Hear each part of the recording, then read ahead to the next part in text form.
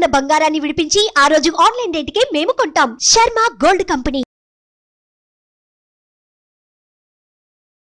నమస్కారం, నేను మీ జాహ్నవి. మనతో ఉన్నారు ప్రముఖ జ్యోతిష వాస్తు పండితులు, అగ్ని ఉపాసకులు, బ్రహ్మశ్రీ అన్నవరపు తిరుపతి మూర్తి అవధాని గురువు గారు. మాట్లాడేద్దాం. నమస్కారం గురుగారు. ఓం శ్రీ మహాగణాధిపతయే నమః. అయితే గురుగారు, మీరు నిర్మిస్తున్నటువంటి త్రయంబకేశ్వర ఆలయ నిర్మాణం అయితే జరుగుతూ ఉంది. అయితే మొన్న వచ్చినప్పుడు మాటల్లో మీరు అన్నారు 3 లక్షల రుద్రాక్షలతో అభిషేకం జరుగుతుంది అంటే దీని వెనక ఏమైనా ప్రత్యేకమైన రహస్యం ఉందంటారా? ఏదైనా ప్రామాణికం ప్రకారం దీన్ని చేస్తున్నారా మీరు? ప్రతి దానికి ఒక మూలం ఉంటుంది. ఒక్కొక్క విధానం ఒక్కొక్క రకంగా అనుసరిస్తూ ఉంటాం. మీరందరూ 1,00,000 బిల్వార్చన చూసుంటారు, 1,00,000 తులసి అర్చన చూసుంటారు, 1,00,000 మల్లెపూల అర్చన చూసుంటారు, 1,00,000 గులాబీ అర్చన చూసుంటారు, అలానే 1,00,000 కుంకుమార్చన, 1,00,000 పసుపు అర్చన చూసుంటారు, 1,00,000 భస్మార్చన కూడా మనం చూసే ఉంటాం. చూడకుండా ఉండే అవకాశాలు తక్కువ. అలానే 1,00,000 తమలపాకులతో అర్చన, అలాగే 1,00,000 పుష్పార్చన, అన్ని రకాల పుష్పాలు కలిపి 1,00,000 పుష్పాలతో అర్చన కూడా మనం చూసుంటాం. ఇందులో పసుపు, కుంకుమ, భస్మం ఈ 3 పక్కన పెడితే ఈ 9 మిగిలిన 6 ఇవాళ అర్చన చేస్తే రేపు పొద్దునకి పనికిరావు. అంటే నిర్మాణం అయిపోతాయి. పనికిరావు అంటే ఇవాళ మొత్తం 1,00,000 పుష్పార్చన చేస్తాం, రేపు ఉదయానికి అవి తీయకపోతే మొత్తం పాడైపోతుంటాయి. అక్కడ మొత్తం వాసన వచ్చేసి పాడైపోతుంది. మరి అట్లా పాడైపోకుండా ఉండేటువంటి పదార్థాలు ఏముంటాయి అనేటువంటివి మనం తీసుకుందాం. పసుపు, కుంకుమ, భస్మం.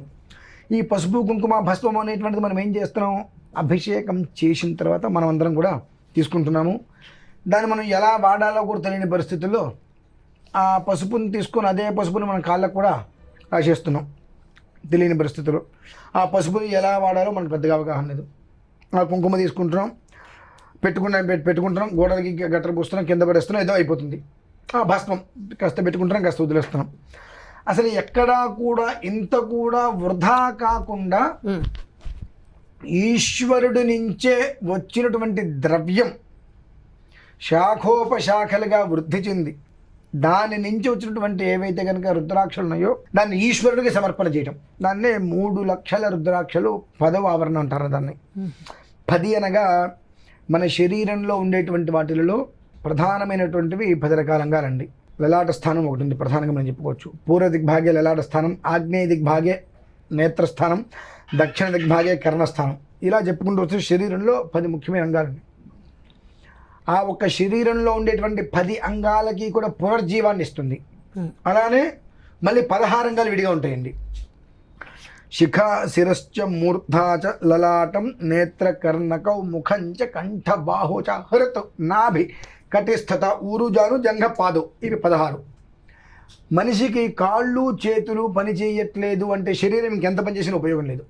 ఆ ఒక్క శరీరానికి పూర్తిగా కూడా పునర్జీవాన్ని ఇచ్చేటువంటిది. ఎందుకని? రుద్రాక్ష మీరు నేను పెట్టించింది కాదు, తయారు చేసింది కాదు. పసుపు మనం భూమిలో వేస్తుంటే పసుపు చెట్టు వస్తుంది. ఆ పసుపు కొమ్ముల నుంచే కుంకుమ తయారు చేస్తున్నాం. కుంకుమ రాళ్ళు వేసి కుంకుమ చెట్టు లేదు కదా, పసుపు చెట్టు ఉన్నట్టుగా. ఆవుపేట నుంచి తీసే భస్మం వేరుగా ఉంటుంది. కానీ రుద్రాక్షలు అనేటువంటిది ఈశ్వరుడి నుంచి భూమి మీద పడి శాఖోపశాఖలుగా వృక్షోపవృక్షాలుగా వృద్ధి చెందింది. ఆ ఒక్క రుద్రాక్షలనే మన అందులో భాగంగా మనం 1 కోటి రుద్రాక్షలతోటి మండపం నిర్మాణం చేయాలని కూడా మనం అనుకోవడం జరిగింది. ఆ 1 కోటి రుద్రాక్ష మండపం చేయాలి అనుకున్న దానికి కొంతమంది 600 కొంతమంది అంటే ఒక మాలకు 600 తప్పున కొంతమంది విరాళాలు ఇచ్చున్నారు. కొంతమంది 5 మాలలు, 6 మాలలు, 7 మాలలు, 10 మాలల నుంచి 10 విరాళాలు ఇచ్చున్నారు. ఆ డబ్బులు మొత్తం సేకరించి ఇంకాస్త ఎక్స్ట్రా పడులు తీసుకొని ఒక 3 లక్షల రుద్రాక్షలు తెప్పించాం. ఆ 3 లక్షల రుద్రాక్షల్ని రేపు 13వ తారీఖు పంచమమ్మ, శనివారం మృగశిర నక్షత్రం, వసంత నవరాత్రుల్లో పంచమి 5వ రోజు. మృగశిర నక్షత్రం శనివారం అయింది. మళ్ళీ ఆ రోజు నాడు ఆ స్వామివారికి 1100 కలశాలతో 3 లక్షల రుద్రాక్షల్ని సమర్పణ చేయటం. సమర్పణ అయిన తర్వాత ఆ రుద్రాక్షలతోటి మండపం ప్రారంభం చేయటం. తర్వాత మళ్ళీ ఒక్కొక్క ట్రిప్కి 5 లక్షలు, 6 లక్షలు అట్లా రుద్రాక్షలు తెప్పించుకుంటూ కోటి రుద్రాక్ష మండప నిర్మాణం పూర్తి చేయాలి. దానికి ఏమిటి అంటే వేసినటువంటి పదార్థం స్వామివారికి మనం ఏదైతే కనుక అభిషేక రూపంలో ఇస్తున్నామో ఆ వేసేటువంటి దాంట్లో ఒక్క రుద్రాక్ష కూడా వృధా కాకుండా 5 ముఖాలు ఉంటాయి కదా, సద్యోజాత వామదేవ అఘోర తత్పురుష ఈశాన. ఈ 5 ముఖాలు అయినటువంటి పంచబ్రహ్మ పరమేశ్వరుడు అయినటువంటి ఈశ్వరుడికి ఆ రుద్రాక్షలతో అభిషేకం చేసిన తర్వాత పూర్తిగా 5 రోజుల పాటు అలానే వాటిని ఉంచేస్తామండి. 5 రోజుల అనంతరం దాన్ని మొత్తం కూడా రుద్రాక్ష మండపానికి మనం వాడటం జరుగుతుంది. ఎందువలనంటే భూమి మీద జన్మించినటువంటి ప్రతి ఒక్క వ్యక్తి ఒక శివలింగాన్ని ప్రతిష్ఠ చేయాలి. అవుతుందా? శివలింగాన్ని ప్రతిష్ఠ చేయాలంటే ఒక రకంగా సామాన్యంగా ఒక 6 మాసములు వివాహమై ఉండాలి, సంతానవంతుడై ఉండాలి, పూర్తిగా సన్యాసంలాగా అన్నిట్లని వదిలేసేసి జీవించగలిగి ఉండాలి. అలా ఉండేటువంటి వ్యక్తి 6 నెలల పాటు అలా ఉండగలిగితే ఒక శివలింగాన్ని ప్రతిష్ఠ చేయడానికి అర్హత, లేకపోతే కనుక అర్హత ఉండదు. మరి ప్రతి మానవుడు శివలింగాన్ని ప్రతిష్ఠ చేయాలి కదా, ఛందోబద్ధంగా చేయలేని యొక్క మనిషి పరిస్థితి ఏమిటి? రుద్రాక్షని ఈశ్వరుడికి సమర్పణ చేయండి అనేటువంటిది చెప్పబడి ఉన్నది. అంటే రుద్రాక్ష ఎందుకు చెయ్యాలి? స్ఫటికము కూడా నీటి నుంచే తయారైంది. నీరు మైనస్లోకి వెళ్ళి వెళ్ళి వెళ్ళి వెళ్ళి వెళ్ళి వెళ్ళి గట్టిగా తయారైపోయి స్ఫటికంలాగా తయారైంది. కానీ రుద్రాక్ష అనేటువంటిది రుద్రుడి నుంచే భూమి మీదకి వచ్చింది, సాక్షాత్తు పైనుంచి. దానికి అందుకనే ఆ రుద్రాక్షకు ఉన్నటువంటి ఒక్క యోగం అనేటువంటిది అంతా ఇంత కాదు. ఓం నమో భగవతే రుద్రాయ, రుద్రాక్ష అంటే రుద్రాయ అని వచ్చింది అక్కడ. అంటే ఓం నమో భగవతే రుద్రాయ, ఆ ఒక్క రుద్రాక్ష ఎవరైతే ధరిస్తారో 10 విధాలు కూడా, అంటే 10 దిక్కులు.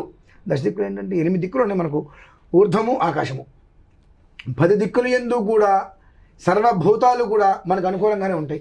ప్రతికూల వాతావరణం తీసుకురాకుండా ఉంటుంది. ఎందువల్లంటే ఓం నమో భగవతే రుద్రాయ, ఆ రుద్రాక్షం వెళ్ళి ఉంది మనకు. దీని గురించి ఎంతగానో చెప్పబడి ఉన్నది. ప్రతి ఒక్క మనిషి జీవితంలో సుఖ సంతోషాలతో ఉండాలి అంటే ఈశ్వరుడికి మనం ఏమి ఇవ్వగలము? ఆయన నుంచి వచ్చినదే ఆయనకి మనం పరిపూర్ణంగా ఇవ్వగలం. దానికి ఆ ఒక 1,00,00,000 రుద్రాక్ష మండపం అనేటువంటిది ఏర్పాటు చేయడం జరిగింది కాబట్టి సంకల్పంలో దానికి అనుసరించి కొంతమంది విరాళాలు ఇచ్చారు కాబట్టి ఆ పంచమి రోజు నాటికి కూడా ఆ ఆలయాన్ని శంకుస్థాపన చేసే సంవత్సరం అవుతుందమ్మా. ప్రథమ వార్షికోత్సవం, ఫస్ట్ యానివర్సరీ అనొచ్చు, శంకుస్థాపన చేసి ఆ సమయానికి వెళ్ళి ఎట్టి పరిస్థితులలో 13 తారీఖు అయింది. నిన్న 12 అనుకున్నాను, 13వ తారీఖు అయింది. మనకు పంచమి మృగశిర నక్షత్రం శనివారం వస్తుంది మనకు. ఆ రోజు నాడు ఖచ్చితంగా ఉదయం నుంచి ఎంతమంది వచ్చినా సరే అందరి చేత వాళ్ళు 100 రుద్రాక్షలు వేస్తారా, స్వామివారి మీద 1000 వేస్తారా, 2000 వేస్తారా, 10,000 వేస్తారా, వాళ్ళ ఓపిక. 1100 కలశాలతో మాత్రం అభిషేకం. నేను ఒక కలశం పోస్తాను, మంచిది శుభం. ఏమన్నా 100 కలశాలు పోస్తానా, ఇంకా మంచి శుభం. అన్లిమిటెడ్. మీరు ఇంతే చేయాలనేటువంటిది లేకుండా ప్రతి ఒక్కరు వారి స్వహస్తాలతో 11కు తగ్గకుండా పైన నేనా. దానికి ఏమైనా పే చేయాల్సి ఉంటుందా గురువు? అంటే నేనైతే ఒక 250 రూపాయలు చెప్పానండి, పెడుతున్నా. ఎంతైనా మన ఇష్టం పెట్టచ్చు, కానీ అక్కడ నాకు ఎంతవరకు అవసరం అవుతుందో అంతవరకు నేను పెట్టుకుందాం అనుకున్నాను. ఎందువల్లనంటే ఒక 250 రూపాయలు అభిషేకం చేసుకునే వాళ్ళ చేతి నుంచి నేను కనుక తీసుకోగలిగితే అక్కడికి ఎంతమంది వస్తారో మనకు తెలియదు. 10 మంది రావచ్చు, 20 మంది రావచ్చు, 50 మంది రావచ్చు, 100 మంది రావచ్చు, తెలియదు. వచ్చిన వారందరికీ కూడా కాలం ఎండాకాలం కాబట్టి నా ఒక్క పీఠం ఏదైతే ఉందో ఆ పీఠంలో వనరులు నాకు లేవు.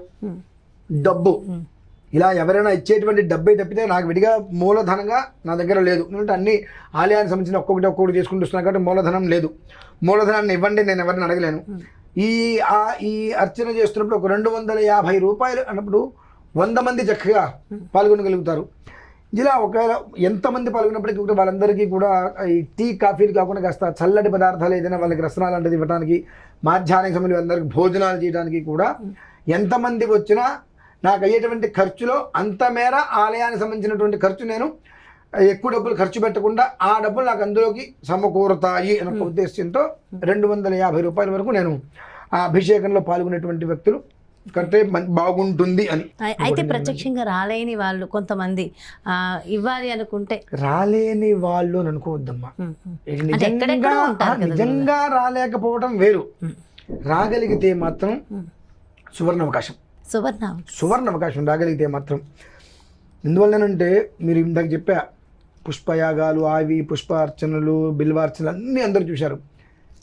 కానీ ఎవరికి వారు స్వహస్తాలతోటి వారి స్వహస్తాలతో వారు చేసుకుంటే రుద్రాక్ష అర్చన అనేటువంటి 3 లక్షలతో చేసే రుద్రాక్ష అర్చన ఇంతవరకు ఎక్కడ జరిగింది కాదు. అది 1,00,00,000 రుద్రాక్ష మండపం ప్రపంచంలో లేదు.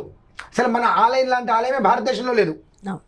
11 అడుగుల లోపలికి ఒకే సూత్రంలో 300 శివలింగాలు, 360 శివలింగాలు, శివలింగాలు, త్రిశూల ధ్వజం, అంటే ధ్వజస్తంభమే త్రిశూలం. భారతదేశంలో ఎక్కడా లేదు. అటువంటిది అంతకన్నా విశేషంగా రుద్రాక్ష మండపం ప్రపంచంలో ఎక్కడా లేదు కూడా రుద్రాక్షలతో.